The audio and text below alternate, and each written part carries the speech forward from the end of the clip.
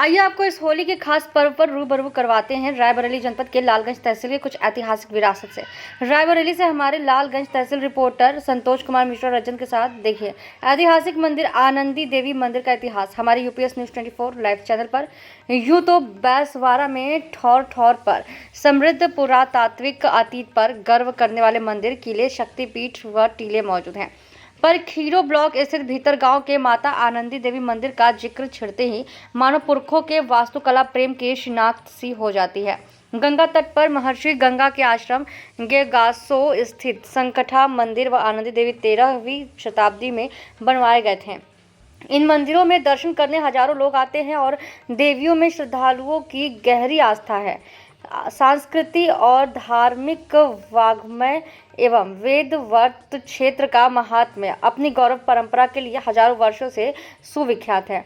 वेदवर्त क्षेत्र गंगा के मैदान में ब्रह्मवर्त के पूर्व में विकसित है। आज प्राचीन वैदिक वेदवर्त का सीमांकन बड़ा ही मुश्किल है। कालांतर में यह मुगल काल से बैसवारा कहलाया। वर्तमान में बैसवारा रायबरेली, उन्नाव और लखनऊ जनपदों के आंशिक भूखंडों में विभाजित होकर रह गया है। नवाबी शासनकाल में बैसवारा अपने सांस्कृतिक वीरत्व, दर्शन तथा साहित्यिक सृजन में उत्तर भारत में कोई सानी नहीं रखता है। रायबरेली जिले की लालगंज तहसील में स्थित दो देवी स्थल, सुदूर तक भक्तों के आकर्षण का केंद्र माता आनंदी देवी का मंदिर लालगंज रेलवे स्टेशन से लगभग 19 किलोमीटर उत्तर दिशा में गुरबख्शगंज के निकट खीरो रायबरेली मार्ग पर है। आनंदी माता के दर्शनार्थ मई के महीने में यहाँ 2 दिनों का विशाल मेला लगता है। जिलों और प्रांतों के श्रद्धालु मनोकामनाएं लेकर मां के पूजन के लिए हजारों की संख्या में यहाँ जमा होते हैं और यही कहते हैं कि श्रद्धा के साथ माता आनंदी देवी से मनौतियां मानने वाले की कामनाएं पूरी होती हैं। माता आनंदी देवी की मूर्ति के संबंध में मान्यता है कि द्वापर युग में जब मथुरा नरेश कंस ने वासुदेव की पुत्री को पत्थर पर पटका तो उस कन्या का एक अंश भीतर गांव की एक विशाल झील में आ गिरा था।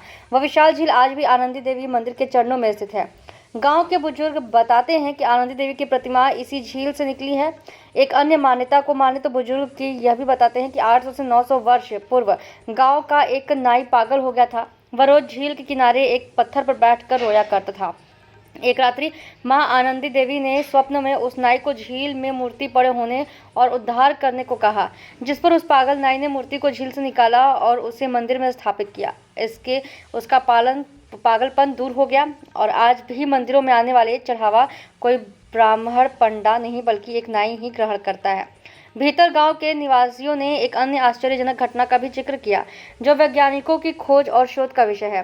कहते हैं कि भीतर गांव में कभी भी ओलावृष्टि नहीं होती है और यदि होती भी है तो कभी भी कोई बड़ा पत्थर नहीं गिरता।